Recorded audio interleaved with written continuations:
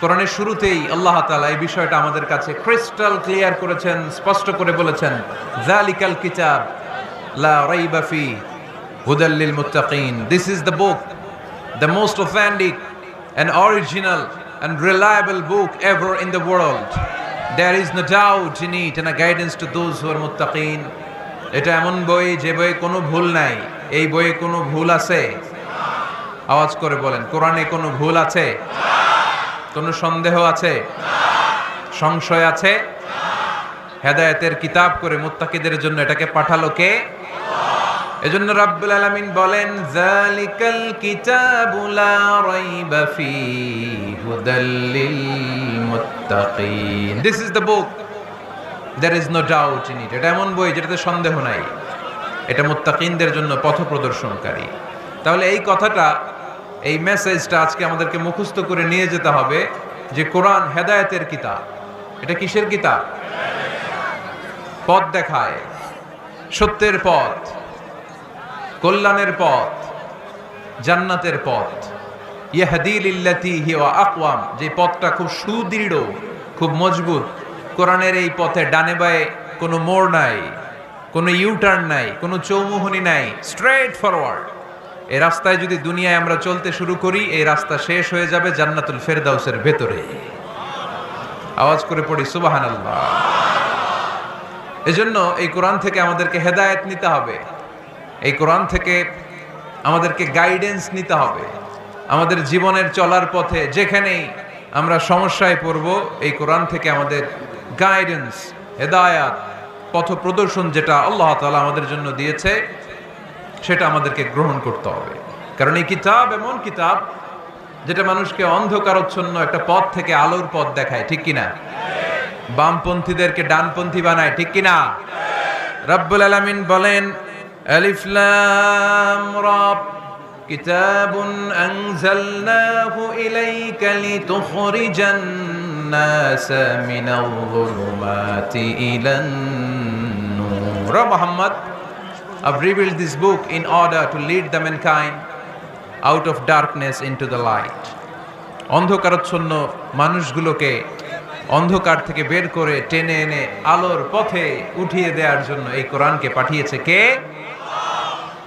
তাহলে আমরা বুঝলাম এটা বিজ্ঞানের কিতাব নয়, যদিও বিজ্ঞান নিয়ে কোরআন কথা বলেছে। এটা ইতিহাসের বই নয়, যদিও অনেক ইতিহাস কোরআনে আছে।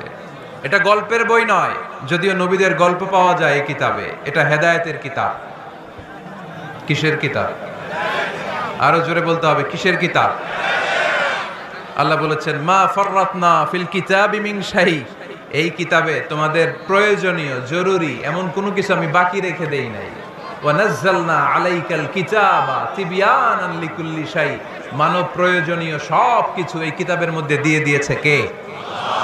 রান্নাঘর থেকে বঙ্গভবন কিভাবে চালাতে হয়, আছে না নাই?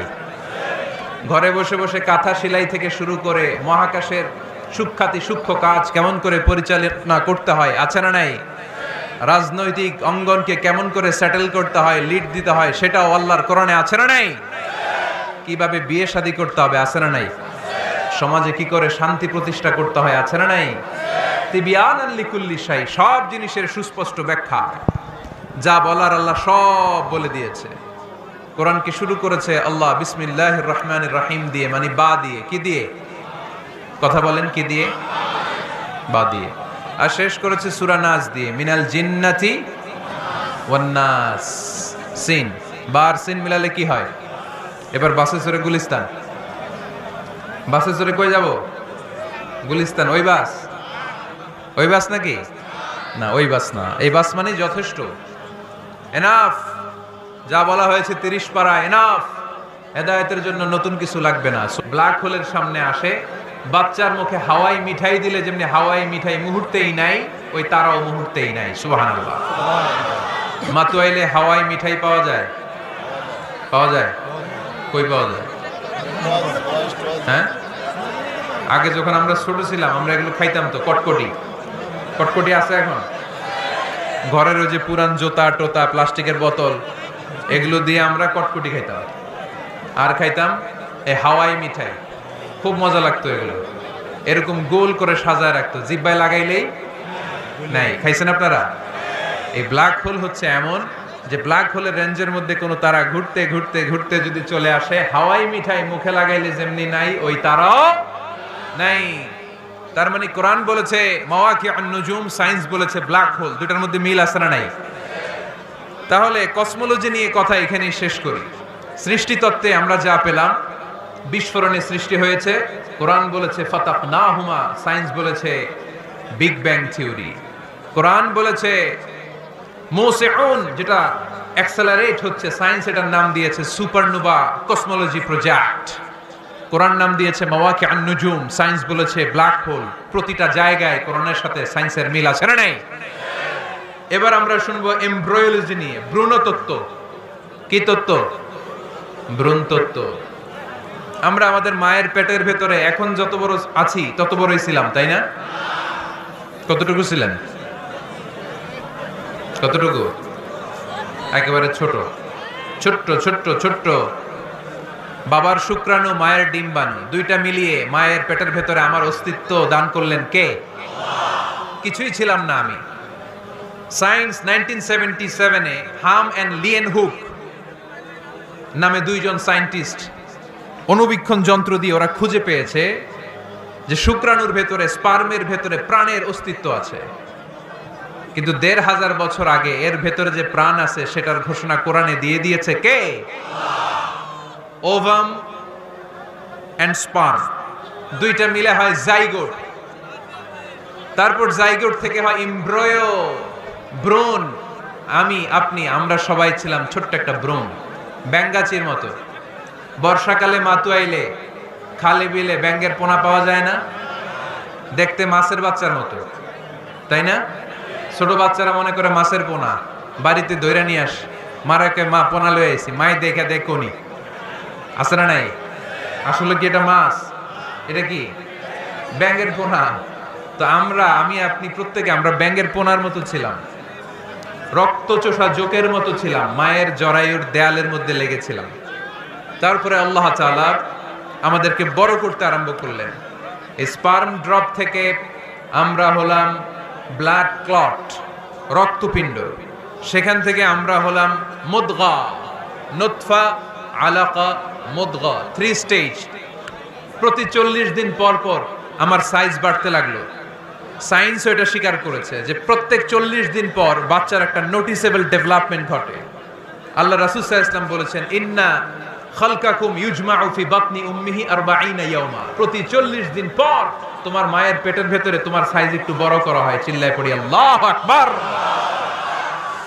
তারপরে তুমি নুতফা থাকো, নুতফা থেকে তুমি আলাকা হও, আলাকা থেকে মুদগা, স্টেপ বাই স্টেপ রক্তপিণ্ড। তারপরে আমি হয়ে যাই গোশতপিণ্ড। ওই গোশতের ভেতরে আল্লাহ তাআলা আমার স্কেলিটন দেয়, কঙ্কাল।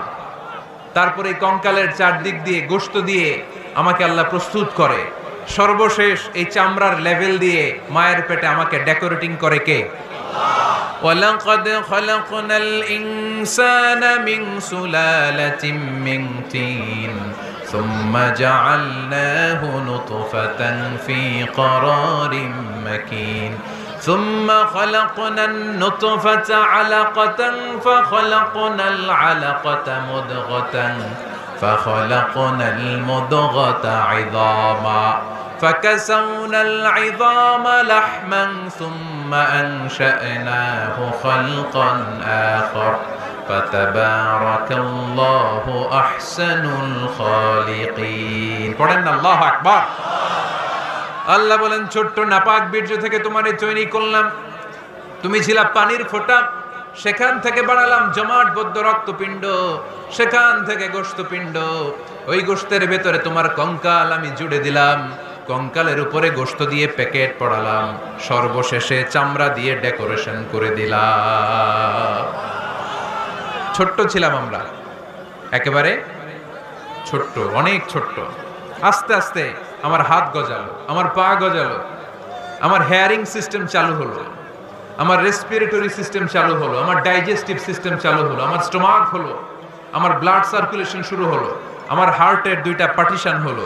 আল্লাহ রুহের ফুৎকার দিলেন, আমি মানুষ হয়ে দুনিয়ায় আসলাম। কোন সুবহানাল্লাহ। 2টা পার্টিশন করে দিলেন। আর এই পাম্প মেশিন আমার মায়ের পেটের ভেতরেই চালু করে দিলেন কে? এক মুহূর্তের জন্য যদি এই পাম্প মেশিনটা বন্ধ হয়ে যায়, মুহূর্তে আমার ঠুস বানায় দিবে কে? হায় রে মানুষ রঙিন ফানুষ, দম ফুরাইলে তবু তো ভাই কারোরই নাই একটুখানি। হায় রে মানুষ রঙিন ফানুষ, রঙিন ফানুষ, হায় রে মানুষ। আল্লাহু আকবার। দুইটা জিনিস আল্লাহ দেয়, রুহু দেয় আর ফেরেশতা দেয়। কি দেয়? রুহু দেয় আর ফেরেশতা দেয়। মানুষ যখন মরে যায় দুইটাই চলে যায়, রুহুটাও চলে যায়, ফেরেশতাও চলে যায়, ঠিক কিনা? আমাদের কাঁধে ফেরেশতা আছে না নাই? দুই কান্দে ছিল যে তোমার দুইজনা পাহারা, তোমারে একলা থুইয়া পালাইছে তাহারা। তোমার আট কুঠুরি নয় দরজা বন্ধ এবার হলো রে, হলো মুখে আল্লাহ রসুল সবে বলো, ও মুখে আল্লাহ রসুল সবে বলো। দুয়ারে আইসাছে পালকি নায়রি গাও তো হলো রে, তোলো মুখে আল্লাহ রসুল সবে বলো, ঠিক কিনা? রুহুর ফুৎকার যখন মায়ের পেটে দিলেন, হার্টবিট চালু হয়ে গেল, অলিন্দ নিলয়। বাংলায় কি বলে? ইংরেজিতে সিস্টলিক এন্ড ডায়াস্টলিক। ধপ ধপ ধপ করে আমার এই হার্টের পার্টিশন থেকে ধপ ধপ করে আমি যে পৃথিবীতে এসেছি এটা জানান দিল কে? এই প্রক্রিয়ায় আল্লাহ আমারে বানালেন। এই যে এতগুলো মাস মায়ের পেটের ভেতরে ছিলাম, পৃথিবীর কেউ আমারে খাবার দিতে পারছে? চিকিৎসা করতে পারছে? যে কবিরাজ আমারে খাবার দিলেন, অক্সিজেন দিলেন, ওই কবিরাজের নাম কি? আল্লাহ। 7 মাস আল্লাহ বললেন ফি যুলুমাতিন সালাস, 3টা প্যাকেটের ভিতরে তুমি ছিলা। কোরআন বলে কয়টা প্যাকেট? জোরে বলেন, সবাই বলেন কয়টা? কোরআনের ভাষ্য মতে 3টা প্যাকেট। মডার্ন সায়েন্সও তাই বলেছে, 3টা প্যাকেট। প্রথম প্যাকেটের নাম প্লাসেন্টা, ইংরেজিতে বলে প্লাসেন্টা। এটা হচ্ছে ফুল। বাচ্চা বেরো আর কিছুক্ষণ পরে মায়ের জরায়ের ওখান থেকে একটা ফুল বেরিয়ে আসে, এইটার প্যাকেটে ছিলাম। প্যাকেট বানাইছিল কে?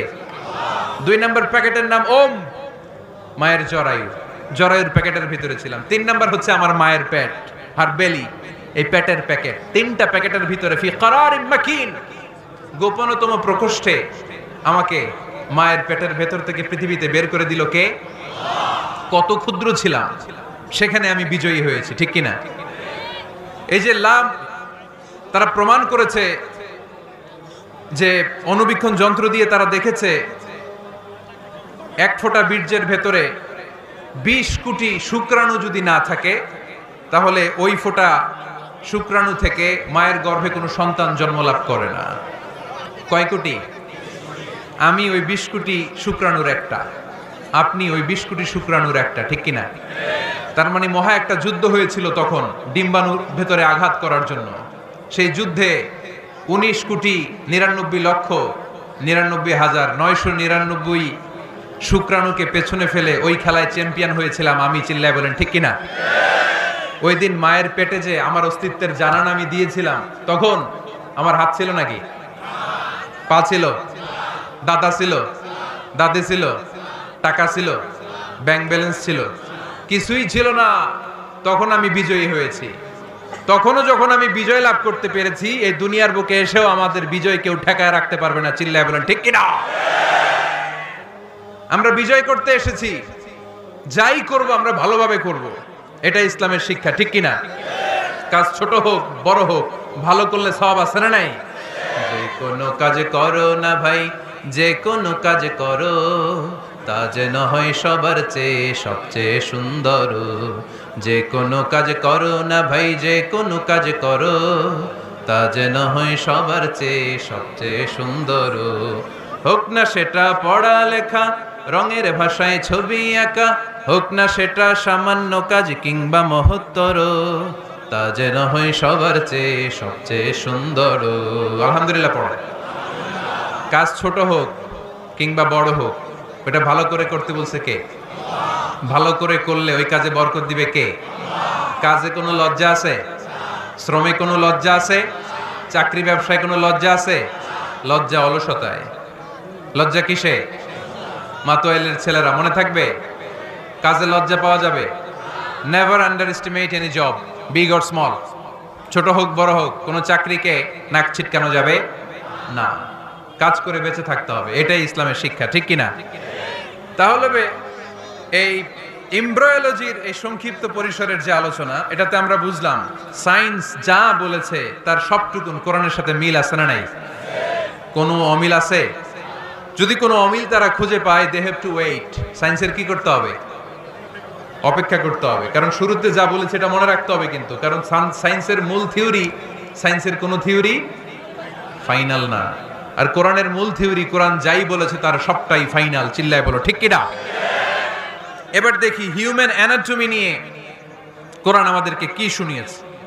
কোরআন আমাদেরকে শুনিয়েছে যে আমাদের দেহের প্রতিটা অঙ্গের ব্লু প্রিন্ট আল্লাহর কাছে আমাদের যে আমলনামা সেখানে আছে না নাই?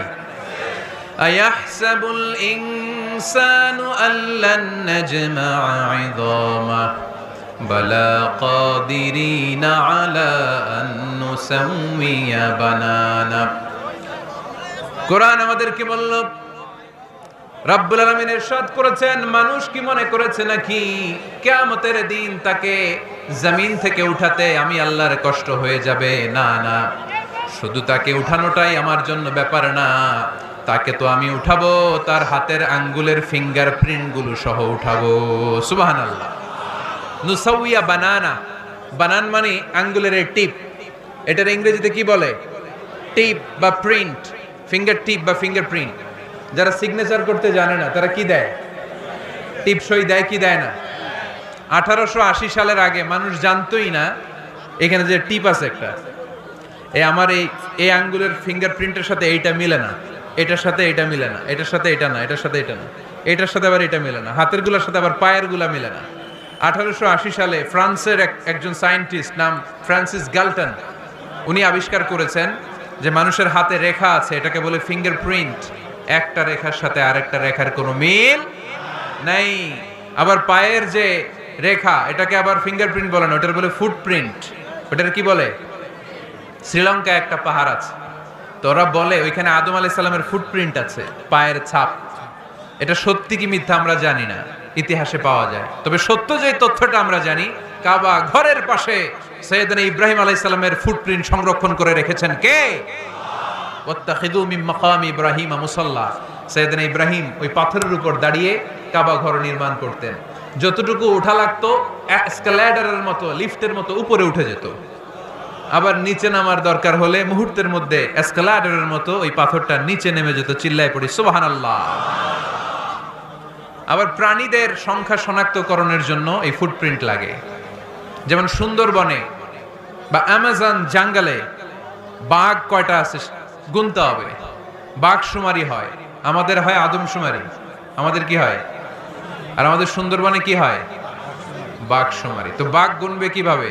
কাছে যে এমনি গুনবে, বাঘ মামা 1, বাঘ মামা 2, বাঘ মামা 3, আর বাঘ আপনারা ছেড়ে দিবে নাকি? এমনি গনে? ওখানে আসলে বাঘ মামার কাছে যাওয়া যায় না, তাহলে খবর আছে। ওখানে বাঘের পায়ের ছাপ দেখে বাঘ শুমারি হয়, কারণ একটা বাঘের পায়ের ছাপের সাথে আরেকটা বাঘের পায়ের ছাপের কোনো মিল না। কারিগরটার নাম কি? ফ্রান্সিস গ্যালটন 1880 সালে আবিষ্কার করলেন যে একটার সাথে আরেকটার মিল নাই। 1880 সালের আগে পৃথিবীর কেউই জানতো না এই জায়গায় এই কারিশমাস, কেউ জানতো? কিন্তু 1400 বছর আগে কোরআনের মধ্যে বলে দিয়েছে কে? আয়াহসাবুল ইনসানু আল্লান নাজমা'a 'idama বালা কাদিরিনা আলা আন নুসাউইয়া বানানা। মানুষ কি মনে করেছে নাকি মানুষ মরে যাবে, হাড়গোড় পচে যাবে, তারে আমি উঠাতে পারবো না? আর তোরে তো আমি উঠাবোই, তোর ফিঙ্গারপ্রিন্ট সহকারে উঠাইয়া দেবো। এখন সব জায়গায় এটা লাগে। সিম যারা কিনতে যান, সিম, গ্রামীণের সিম কিনতে গেলে লাগে না? এটাকে বলে বায়োমেট্রিক অথেন্টিকেশন। সিম কিনতে লাগে, ইমিগ্রেশন পাস করবেন ফিঙ্গারপ্রিন্ট লাগে, এম্বাসিতে লাগে, ব্যক্তি শনাক্তকরণের জন্য। কিরে ভাই, এই পিছন থেকে ধাক্কা দিচ্ছ তোমরা এখনো না? আর আসবো না তাইলে মাতো এলে আমি আসবো না। এরকম দেখলো তার বাংলাদেশি আসবো না। এরকম প্রতিদিন কষ্ট দিলে আমাদের পক্ষে সম্ভব না। প্লিজ এরকম করো না। তোমাদেরকে কোরআনের জন্য ভালোবাসি, একটু দাঁড়াও, কয়েক মিনিটের মধ্যে আমি শেষ করে দিচ্ছি। তাহলে ফিঙ্গারপ্রিন্টের ব্যাপারে সায়েন্স যা বলেছে আর কোরআন যা বলেছে কোনো অমিল আছে? নাই। এরপর আল্লাহ যে উঠাবেন, মিনহা খালাকনাকুম ওয়া ফিহা নুঈদুকুম ওয়া মিনহা নুখরিজুকুম তারাতান উখরা। মাটি থেকে বানালাম, মাটি থেকে তোমাদেরকে তৈরি করলাম, মাটির কবরে তোমাদেরকে শুইয়ে দিলাম, আবার মাটির কবর থেকে হাসরের মাঠে আমাদেরকে তুলে ফেলবেন কে?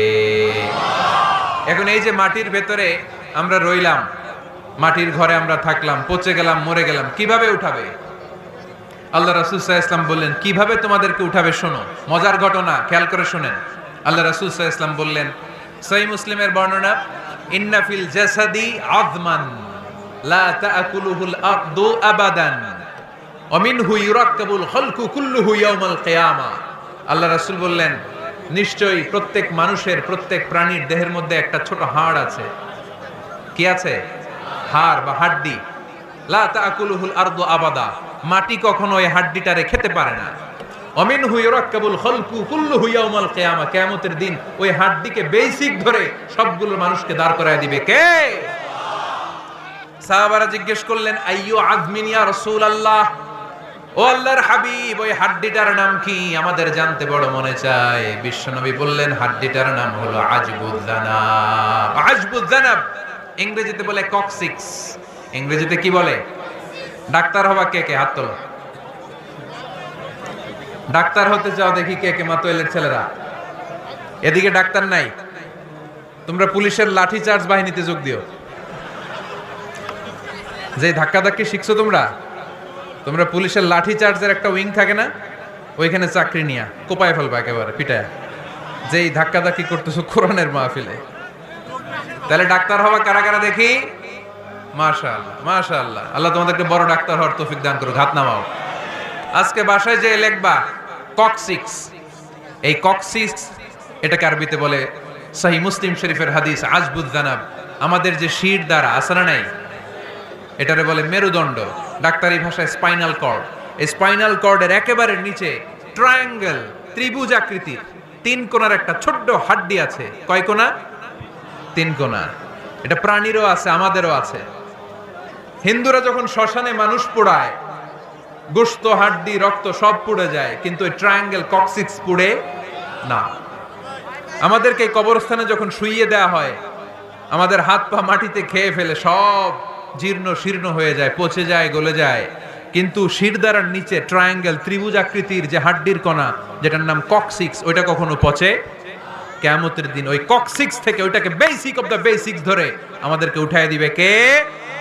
এজন্য আল্লাহ বললেন, মিনহা খালাকনাকুম ওয়া ফিহা নুঈদুকুম ওয়া মিনহা নুখরিজুকুম তারাতান উখরা।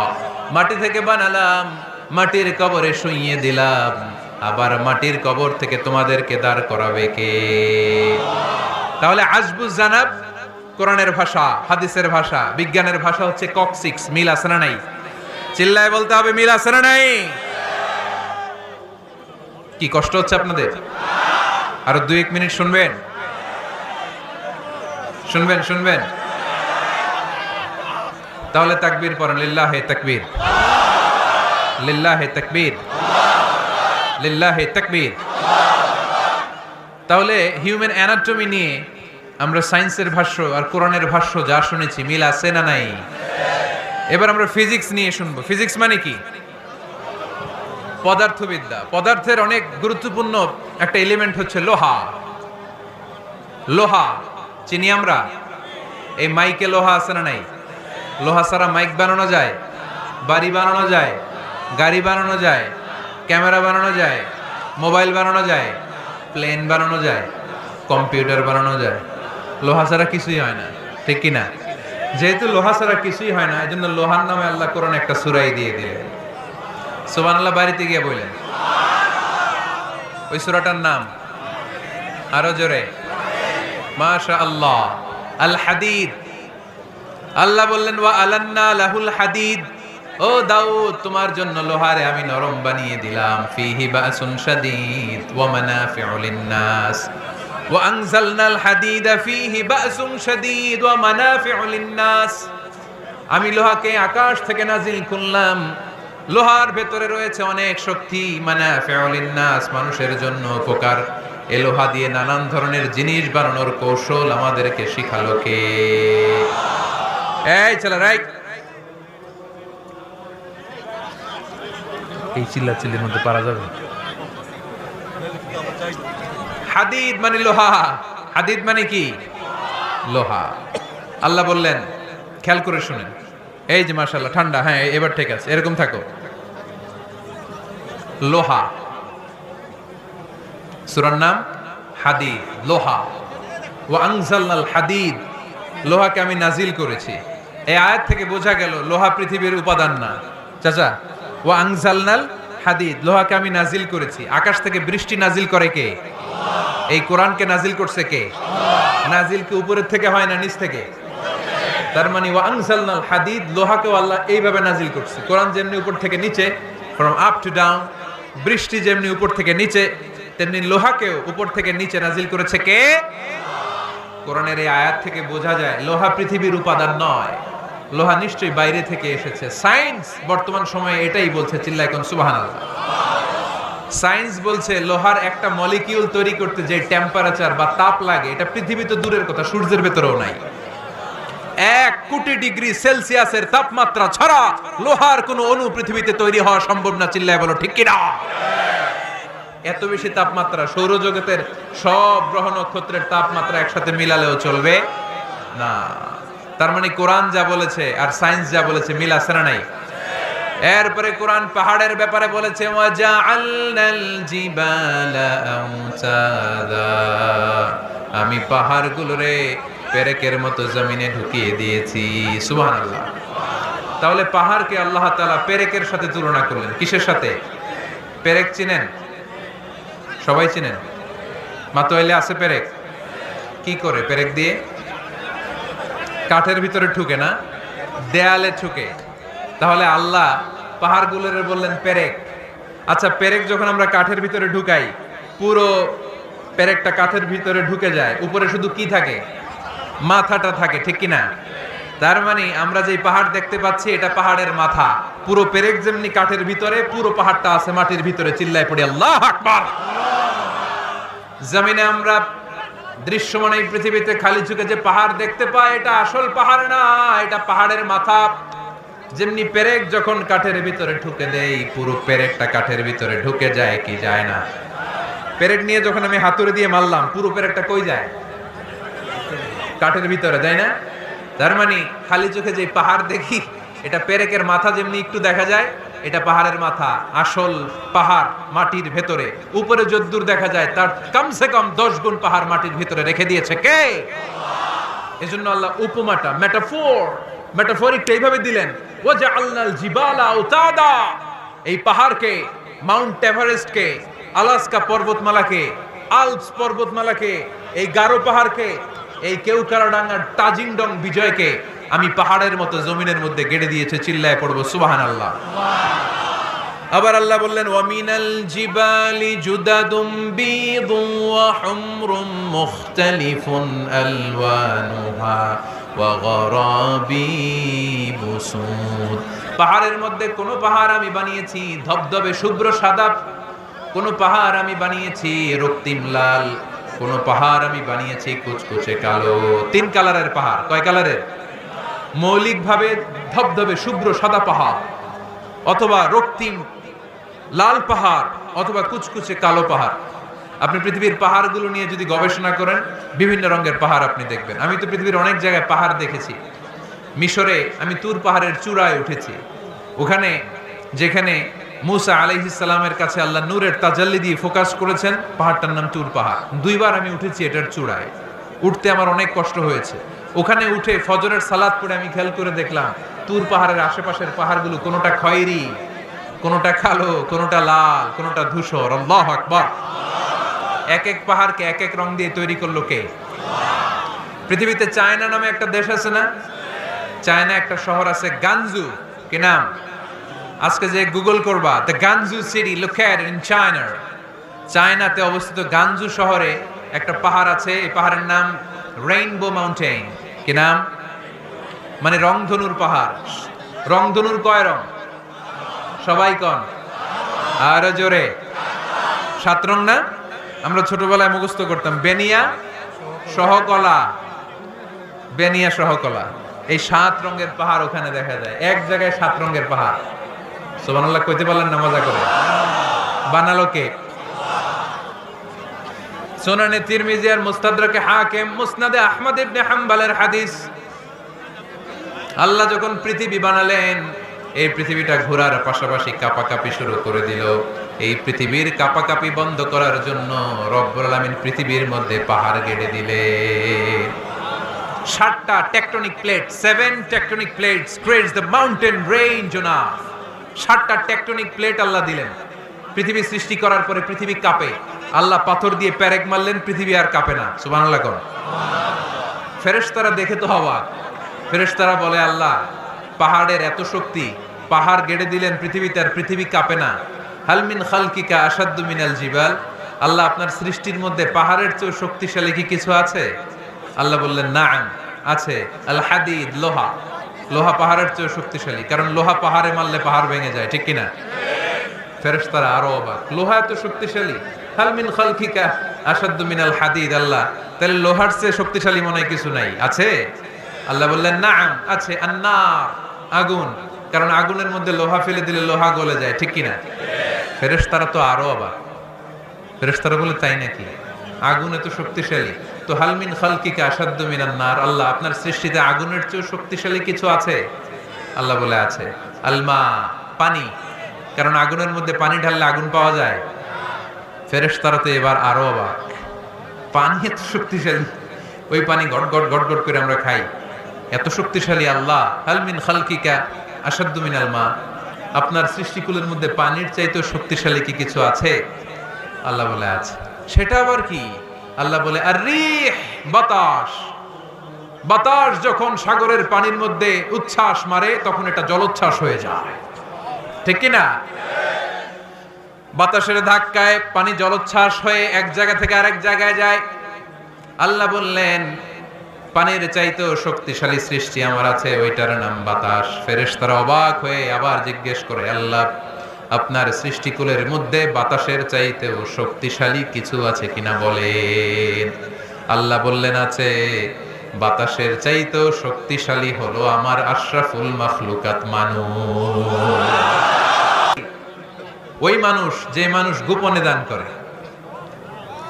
গোপনে, আল্লাকা সিররুন ইনদাল্লাহ বাইনাকা আনতা ওয়া বাইনাল্লাহ, আল্লাকা সাদাকাতুন তাখফা লা ইয়ালামুহা ইল্লাল্লাহ, আল্লাকা সিররুন ইনদাল্লাহ বাইনাকা আনতা ওয়া বাইনাল্লাহ, আল্লাকা সাদাকাতুন তাখফা লা ইয়ালামুহা ইল্লাল্লাহ। পড়তে হবে আল্লাহু আকবার। গোপন দান যিনি করে তিনি সবচাইতে শক্তিশালী, ঠিক কিনা? এজন্য মাতুয়াইলের ভাইয়েরা, গোপন দান করতে রাজি আছেন নাকি? অমুক ভাই বিশিষ্ট সমাজ সেবক 2 লক্ষ টাকা, বলেন মারহাবা। এইভাবে দান করবেন। মারহাবা করলেও আসি, না কইলেও আসি, ঠিক কিনা? মারহাবা যদি বলে দেন, সমস্যা নাই। মারহাবা না বললেও দিবেন। তাহলে খুশি কে? বেশি খুশি হয় যখন লুকায় লুকায় দেন, নাম না জানায় দেন। ওই দান আল্লাহ এমন ভাবে কবুল করে, ওই দানের কারণে 7 শ্রেণীর ব্যক্তিকে আল্লাহ আরশের নিচে ছায়া দিবে, যেদিন কোনো ছায়া পাওয়া যাবে না, ওই দিন ওই ব্যক্তিকে আল্লাহ টেনে আরশের ছায়ার নিচে বসিয়ে দিবে। তাহলে কোরআন পাহাড়ের কথা যা বলেছে, বিজ্ঞানে ওই কথা আছে না নাই? এরপর কোরআন বলেছে, আলাম তারা আন্নাল্লাহ ইউসজি সাহাবান সুম্মা ইউআল্লিফু বাইনাহু সুম্মা ইয়াজআলুহু রুকামান ফাতারাল ওয়াদগা ইয়াখরুজু মিন খিলালিহি। আল্লাহ সাগরের পানিগুলোরে তারায় মেঘ বানায়, আকাশে নেয়, বৃষ্টি নাজিল করে। এটাকে বলে, সায়েন্স এটার নাম দিয়েছে ওয়াটার সাইকেল বা হাইড্রোলজিক্যাল সাইকেল। এটাই আল্লাহ কোরআনে এইভাবে বলেছে, আলাম তারা আন্নাল্লাহ ইউসজি সাহাবা। তোমরা কি দেখো না, সূর্যের তাপে বাষ্প হয়ে, গ্যাস হয়ে পানিগুলো উপরে ওঠে। যারা বিমান দিয়ে ফ্লাই করেন, তারা বিমানের জানলার পাশে সিট পেলে দেখেন নাই? কিভাবে মেঘমালাগুলো বিমানের সাথে খেলা করে, এগুলো তৈরি করছে কে? তার মানে কোরআন যা বলল বিজ্ঞান তাই বলে। সানশাইন, সূর্যের প্রখর তাপে পানিগুলো বাষ্প হয়ে উপরে যায়, ঘনীভূত হয়, কন্ডেনসেশন, কন্ডেন্সড হয়, ঘনীভূত হয়, মেঘমালা হয়। ওই মেঘ থেকে ঝিরি ঝিরি ঝিরি ঝিরি বৃষ্টি নাজিল করে কে? আমাদের ফসল খেতে গরু যদি খাইতে আসে আমরা তারাই না? আল্লাহ কয় তুই তোর ফসল ক্ষেত বাঁচানোর জন্য গরু তারাস, আমি তো আকাশে মেঘ তারাই। তোর এখান থেকে যে ফসল আসে, এখানে ফসল উৎপাদনের জন্য পরিশ্রম তুই একা করস নাই, আমারও পরিশ্রম আছে। তুই দুনিয়ার জমিনে ছাগল তাড়িয়ে দিস, মেঘ তাড়িয়ে দিস, আমি আল্লাহর আদেশে আকাশের মেঘগুলো আমি তাড়িয়ে তোর ক্ষেতের উপরে, ফসল ক্ষেতের উপরে নিয়ে বৃষ্টি নাজিল করে আমি সবুজ শ্যামল ফসল ক্ষেত দিয়েছি। তার মানে সায়েন্স যা বলেছে আর বিজ্ঞান যা বলেছে মিল আছে না নাই? আকাশে মেঘমালা দেখলে বিষ্ণু ইসা ইসলাম ভয় পেয়ে যেতেন, দোয়া পড়তেন, আল্লাহুম্মা সাইয়্যিবান নাফিআ, আল্লাহ উপকারী বৃষ্টি দেন। বৃষ্টি দেখলে, মেঘ দেখলে আল্লাহ রাসূল পেরেশান, একবার ঘরের ভিতরে আরেকবার বাইরে, একবার ভিতরে আরেকবার বাইরে। আম্মা জান বলতেন, ইয়া রাসূলুল্লাহ, আকাশে মেঘ দেখলে আপনি পেরেশান হন কেন? আল্লাহ রাসূল কেঁদে কেঁদে বলতেন, আয়েশা আমি জানি না এই বৃষ্টি আর তুফান থেকে মদিনায় সজীব শ্যামল ঘাস লতা পাতা জন্মাবে, নাকি এর মধ্যে থেকে বজ্রপাত এসে আমাদের পাপের কারণে আল্লাহ মদিনাটারে জ্বালিয়ে দিবে, আমি জানি না। আমরাও যে আকাশে মেঘমালা দেখি, আমরা কি জানি এটা কি রহমতের মেঘ না আযাবের মেঘ? জানি আমরা। তারপরও বৃষ্টি আসলে আমাদের গান আছে না নাই? বৃষ্টি আসলে দেখবেন গান লাগায় দেয়, বৃষ্টি পরে টাপুর টুপুর, ওই কয় পায়ে দিয়ে শোনান্নপুর, সব মুখস্থ। এগুলো করা যাবে না। বৃষ্টি দেখলে দোয়া পড়তে হবে, আল্লাহুম্মা সাইয়্যিবান নাফিআ, আল্লাহুম্মা আসকিনা গাইসান মুগীসান মারিআন মারিআন নাফিআন গায়রা দার আজিলান গায়রা আজিল। আল্লাহ এই মেঘমালা থেকে এমন বৃষ্টি দাও যে বৃষ্টি আমাদের জন্য কল্যাণকর, যে বৃষ্টিতে ঘাস লতা পাতা জন্মায়, যে বৃষ্টিতে আমাদের গবাদি পশুর জন্য রিজিক থাকে। কল্যাণকর বৃষ্টি দাও আল্লাহ, ক্ষতিকর বৃষ্টি দিও না, তাড়াতাড়ি দাও, দেরি করো না। চিল্লায় পড়ে না আমিন? কি আবার ঠেলাঠেলি?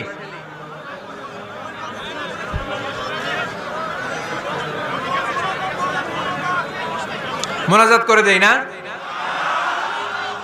না না, মোনাজাত হবে, বসে যাও। এই তো ঠিক আছে, এইভাবে থাকে। তাহলে কানগুলো খরগোশের কানের মতো খাড়া করে শোনেন। আল্লাহর হাবিব বললেন, মুস্তাদরাকে হাকিমের হাদিস, সিনতান লা তুরাদ্দান, দুই দোয়া আল্লাহ কখনো ফিরিয়ে দেন না। কয় দোয়া?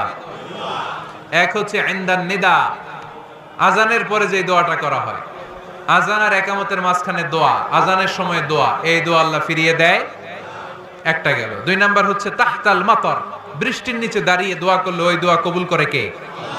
আর আমরা বৃষ্টির নিচে দাঁড়িয়ে আঁকা বাঁকা মেঠো পথে কোন রূপসী হেঁটে যায়, আছে না নাই? বৃষ্টি আসলে আমরা ভাবুক হয়ে যাই, দরজা জানলা বন্ধ করে দিয়ে অনেকে গান বাজনা ছেড়ে দেয়, হিন্দি গান লাগায় দেয়। এই 16 ডিসেম্বরেও দেখলাম কিছু কপাল পোড়া বাংলা দেশাত্মবোধক গানের পরে হিন্দি গান লাগাই দিচ্ছে। কত বড় ডাকায়, কোথায় কি করতে হবে ওইটাও জানে না। তো এই জন্য বৃষ্টি নাজিল হলে আমরা যেন আল্লাহর কাছে দোয়া করি।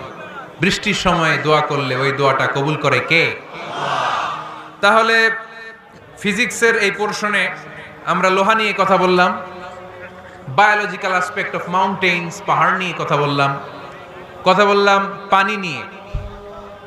এবার আমরা জুলজি নিয়ে কিছু কথা বলে মুনাজাতের দিকে যাব ইনশাআল্লাহ। প্রাণীবিদ্যা, জুলজি মানে কি? প্রাণীর কথা তো আর কোরআনে নাই। প্রাণীর নামে আল্লাহ কোরআনে একটা সূরাই দিয়ে দিয়েছে, সূরাতুল আনআম। আবার 5টা প্রাণীর নামে আলাদা আলাদা সূরা আছে না নাই? সূরাতুল বাকারা, বাকারা মানে সূরাতুল ফিল, ফিল মানে সূরাতুন নামাল, নামাল মানে পিঁপড়া। সূরাতুন নাহাল, নাহাল মানে মৌমাছি। সূরাতুল আনকাবুত, আনকাবুত মানে মাকড়সা। 5টা প্রাণীর নামে কোরআনে সূরা দিছে কে? আবার আল্লাহ বললেন, ওয়া ইন্না লাকুম ফিল আনআমি লাইবরাতান নুসকিকুম মিম্মা ফি বুতুনিহি মিন বাইনি ফারসিন ওয়া দামিন লাবানান খালিসান সাইগান লিশ-শারিবিন।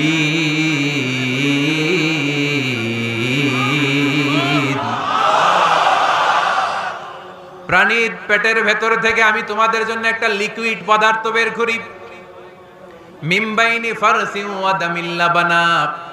এই লিকুইড পানিটা গোবর আর রক্তের মাঝখান দিয়ে আমি বের করি, কিন্তু এই পানিটার মধ্যে গোবরও মিশে না, রক্তও মিশে না। সুবহানাল্লাহ। লাবানান খালিসান, এটার নাম ফ্রেশ মিল্ক, এটার নাম সাইগান লিশ-শারিবিন, খেতে খুব সুস্বাদু। সুবহানাল্লাহ পড়েন। মা তো এলে গরু গাভী পালেন নাকি আপনারা? কারা কারা পালেন দেখি? ছাগল পালেন কারা কারা? মা বা'আসাল্লাহু নাবিয়্যান ইল্লা রাআল গানাম। এই দুনিয়ায় এমন কোন নবী নাই যে নবী ছাগল চড়ায় নাই। ছাগল চড়ানো নবীর সুন্নাত। সুবহানাল্লাহ কইলেন না?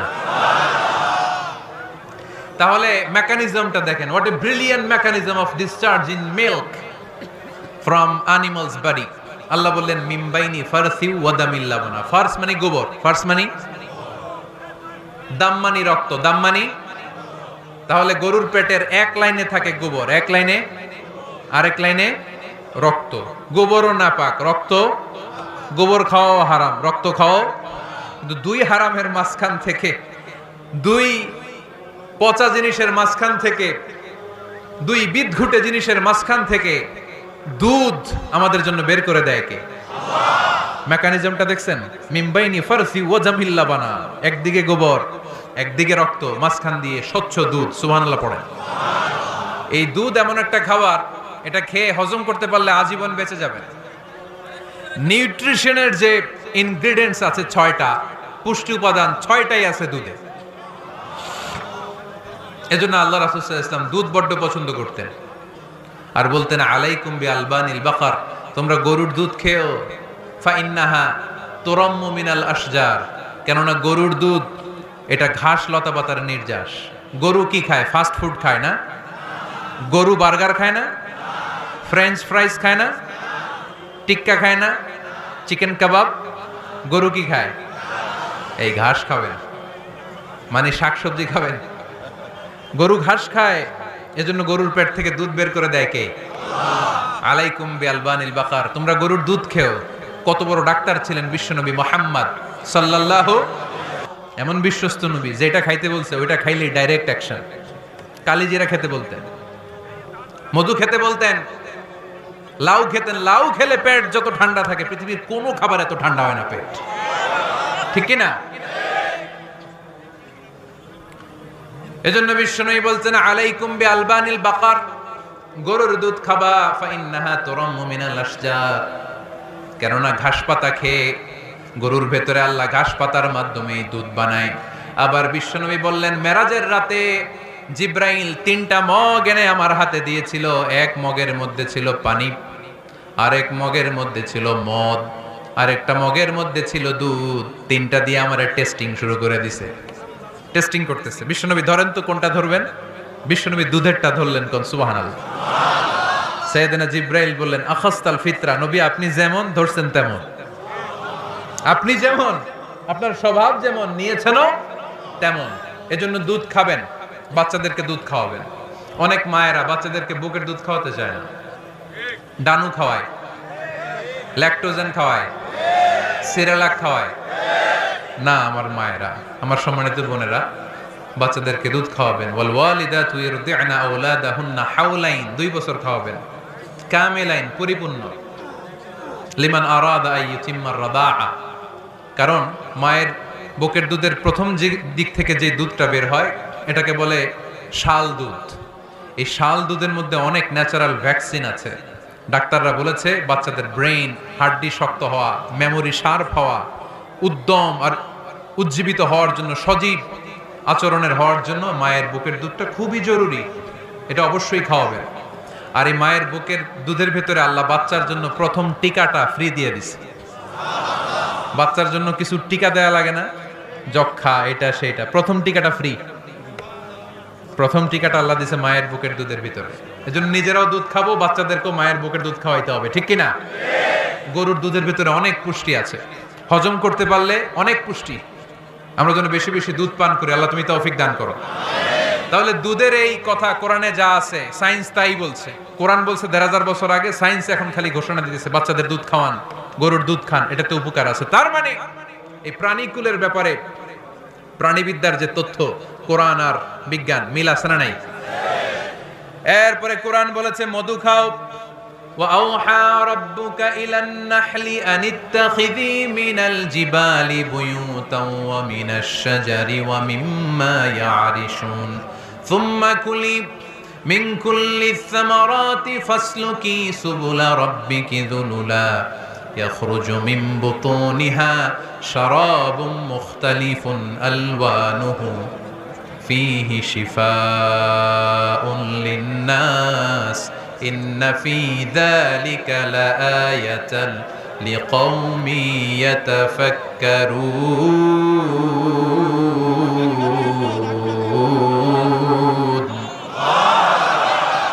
لقوم يتفكرون চিন্তাশীলদের জন্য এই মধুর মধ্যে আল্লাহ চিন্তা রেখে দিয়েছেন। আওহা রাব্বুকা ইলান নাহাল, আল্লাহ মধুরে মেসেজ পাঠাইছে। আমরা মোবাইলে কি পাঠাই? এই মেসেজ আমার মোবাইলে আসে, আমার বন্ধু আমারে পাঠাইলে আরেক জায়গায় যায়, শুধু আমিই জানবো। মৌমাছির আল্লাহ যেটা পাঠাইছে এটা মৌমাছি বুঝতে পেরেছে। আনিত্তাখিদি, আল্লাহ অর্ডার করার সময় নারী মৌমাছিকে বলেছে, এটা মুয়ান্নাসের সিগা। আপনারা যারা আরবি জানেন, আলেম ওলামা ইকরাম যারা এসেছেন তারা জানেন ইত্তাখিজ এটা মুযাক্কার, পুরুষের জন্য। ইত্তাখিদি মুয়ান্নাস, নারীদের জন্য। আল্লাহ মৌমাছিকে যখন বলেছেন মৌচাকের বাসা বাঁধো, তখন আল্লাহ পুরুষ মৌমাছিরে বলে নাই, বলছে নারী মৌমাছিকে। কোন মৌমাছিকে?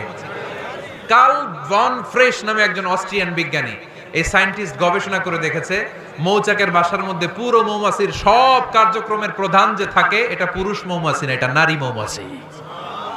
সুবহানাল্লাহ, এত আসতে। অস্ট্রিয়ান এই সায়েন্টিস্ট একটা বই লিখেছে, দ্য ডান্সিং বিজ, কিভাবে ফাসলুকি সুবুলা রব্বিকি যুলুলা। এইখানে মৌচাক আর মধু আনতে যায় 5 মাইল দূরে, এরপরে আবার এই রাস্তাটা চিনে মৌমাছি যা আসে ওরে রাস্তা চিনায় দেয় কে? আল্লাহ সিক্রেট মেসেজ দিয়ে বললেন ইত্তাখিদি, ঘর বানাও। আওহা রাব্বুকা ইলান নাহলি আন ইত্তাখিদি বাইতা, উপরে ঘর বানাও। মিনাল জিবালি বুয়ুতা, পাহাড়ে বানাও, গাছের মগ ডালে বানাও, যাতে পোলাপানরা ঢিল মারতে না পারে। কাছাকাছি নিচু জায়গায় মৌচাকের বাসা হলে পোলাপানরা কি করে? মধ্যে খাওয়ার জন্য ঢিল মারে না? আল্লাহ দেখেন কিভাবে সিক্রেট মেসেজ দিল যে নিচে তুমি তোমার মৌচাকটা করো না, উপরে বানাও। আর আমার দেখা পথ অনুযায়ী তুমি মধু নিয়ে আসো। এটাকে বলে ফ্লাওয়ার নেক্টার, পুষ্পরস। মধু এত ভালো কেন? এর কারণ মৌমাছি যখন পুষ্পরস বা ফ্লাওয়ার নেক্টার সে নিয়ে আসে, সে ফলের রস আনে, সে ফুলের রস আনে, সে বনাজি গাছ থেকে আনে, ঔষধি গাছ থেকে আনে, হার্বাল ট্রি থেকে আনে। এজন্য মধুর চেয়ে ঔষধি গুণ সম্পন্ন কোন ন্যাচারাল লিকুইড পানীয় পৃথিবীতে আবিষ্কার হয় না। চিল্লায় কোন সুবহানাল্লাহ। ফাসলুকি সুবুলা রব্বিকি যুলুলা, এগোতে থাকো। তারপরে মধুগুলোকে নিয়ে বাসার মধ্যে রাখো। এই আয়াত থেকে প্রমাণ হয় পুষ্পরস সংগ্রহ করে মধু এটাকে খেয়ে ফেলে, এমন না মুখ দিয়ে এনে মৌচাকে রেখে দেয়, না, এটা খেয়ে ফেলে। খেয়ে পেটের ভেতর একটা চেম্বার আছে, আলাদা একটা চেম্বার, ওইখানে এনজাইম দিয়ে এটাকে সমৃদ্ধ করে। তারপর একটা টিউব আছে এটার পেছনে, এই টিউব দিয়ে মৌচাকের ভেতরে মধুকে পৌঁছে দেয় আমাদের জন্য। কোন সুবহানাল্লাহ। এই অস্ট্রিয়ান সায়েন্টিস্ট উনি গবেষণা কইরা অপারেশন করে মৌমাছি কেটে দেখতে পেলো মৌমাছির পেটের ভিতরে একটা পাকস্থলী না আমাদের মতো, ওর পেটের ভিতরে আল্লাহ 2টা পাকস্থলী দিয়েছে। একটা তার নিজের খাবারের পাকস্থলী, আর একটা আমাদের জন্য যে মধু এনে এটাকে এনজাইম লিকুইড দিয়ে সমৃদ্ধ করবে, ওইটার জন্য আরেকটা পাকস্থলী। চিল্লায় পড়তে হবে আল্লাহু আকবার। এজন্য মধু খেতে রাজি আছেন তো? বিষ্ণু ঈসা ইসলাম ফ্রেশ মধু খেতেন, দুর্গন্ধযুক্ত মধু বিশ্বনবী সাল্লাল্লাহু আলাইহি সাল্লাম কখনো খেতেন না। আর বিষ্ণু ঈসা ইসলাম বলতেন আলাইকুম বিশিফাইন, তোমরা 2টা শিফা নাও। কোরআনে এই মেসেজটা খেয়াল রাখবেন, কোরআনে কালামুল্লাহ মাজিদে 2টা বিষয়ের ক্ষেত্রে আল্লাহ শিফা শব্দ যোগ করেছেন। এক হচ্ছে স্বয়ং কোরআনের ক্ষেত্রে আল্লাহ বলেছেন এটাতে আছে শিফা, আর মধুর ক্ষেত্রে বলেছেন মধুতে দিয়েছি আমি শিফা। এজন্য বেশি বেশি মধু খাওয়ার দরকার আছে না নেই? কত ধরনের মধু যে পৃথিবীতে পাওয়া যায়, ব্ল্যাক হানি, হোয়াইট হানি, ক্রিমড হানি, অর্গানিক হানি, এগুলো খুঁজে খুঁজে খাবেন। আজকে মধু খাইছেন কে কে দেখি হাত তোলেন। মাশাআল্লাহ, আমিও খেয়ে আসছি আপনাদের সাথে। প্রতিদিন মধু খাইতে হবে শীতকালে। আজকে শীত পড়ছে না অনেক, মধু খেয়ে যদি আপনি কাজ শুরু করে দেন, শীত বাবাজি আপনার কাছে আসতে পারবে না। বিষ্ণু ইসা ইসলাম মধু খেতে আমাদেরকে উৎসাহিত করেছেন। তার মানে এমন বিশ্বস্ত নবী আমার, যেটা খেতে বলেছেন এটা খেলে আমাদেরকে সুস্বাস্থ্য দান করবে কে? তার মানে প্রাণীবিদ্যায় আমরা কোরআন থেকে যে তথ্য পেয়েছি, এই তথ্যের সাথে বিজ্ঞানের তথ্যের মিল আছে না নাই? কোনো অমিল আছে? কিন্তু বিজ্ঞান যদি কোনো অমিল খুঁজে পাওয়া যায়, বিজ্ঞানী বাবাজিদের কি করতে হবে? কি করতে হবে? They have to wait unless they get their final discoveries, the latest and modern invention.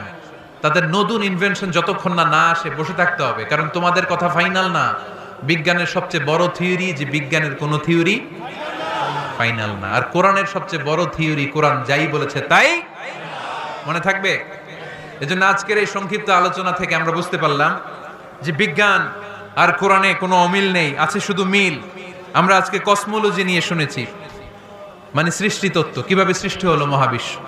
Embryology নিয়ে শুনেছি, কিভাবে আমরা তৈরি হয়েছি, ভ্রূণ তত্ত্ব। হিউম্যান অ্যানাটমি, আমার দেহের নাট বল্টু কোথায় কি আছে। শুনেছি ফিজিক্স নিয়ে, পদার্থবিদ্যা। শুনেছি জুওলজি নিয়ে, প্রাণীবিদ্যা।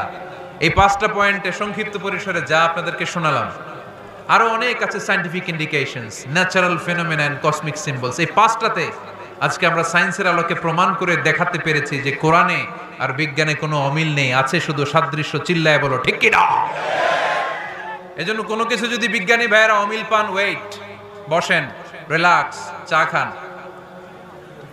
ঠান্ডা মাথায় চিন্তা করেন, আরো গবেষণা করেন। যেটা অমিল পাইছেন, গবেষণা বেশি বেশি করলে ওইটাও মিল পেয়ে যাবেন, ঠিক কিনা? এজন্য বিজ্ঞানের আবিষ্কার যত বাড়বে, কোরআন বোঝা তত সহজ হবে, ততই সহজ হবে। বিজ্ঞান যত আগাবে, ততই কোরআনের দিকে সেজদায় লুটিয়ে পড়বে। চিল্লায় বলে ঠিক কিনা? আর কোরআন এটা বিজ্ঞানের বই না, এটা কিসের কিতাব? সবাই বলেন। এখান থেকে সমাধান নেওয়ার দরকার আছে না নাই?